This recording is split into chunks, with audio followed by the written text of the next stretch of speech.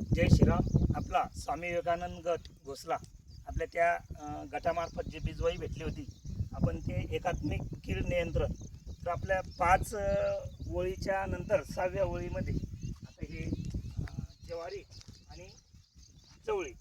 हे ज्वारी याच्यासाठी आहे की आपण जर हे ज्वारीचे कणस आल्यानंतर पक्षी ज्वारीचे दाणे खाण्यासाठी येतात, आणि चवळी हे मावा ज्या टायमाला कपाशीवर येतो तो मावा चवळीवर येतो, तर कापसावर त्याचा परिणाम होत नाही.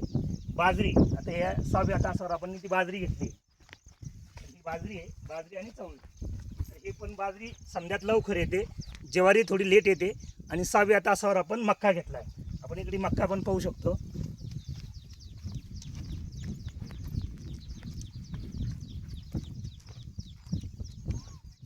मक्का हे आपण या तासावर मक्का आणि चवळी घेतली. तर मक्याच्या तुऱ्यावर पक्षी बसून सनी आपल्या फवारणीचे 4 फवारण्या आपल्या वाचवू शकतात. जे आपण बोंडआळी आणि इतर कीड नियंत्रण आपण मारतोय, त्याच्यापेक्षा आपण एकात्मिक कीड नियंत्रण जर व्यवस्थापन केलं तर आपल्याला शेतकऱ्याला लाभ होतो. आणि आपल्या शेतकरी बचत गटांना मार्फत हे आपण समजा एकत्रित करतोय. तर आमचे भगत मॅडम जे त्यांनी मला सांगलं की आपण असं पद्धतीने आपण करू, तर त्यांचे आम्ही आभारी. जय श्रीराम.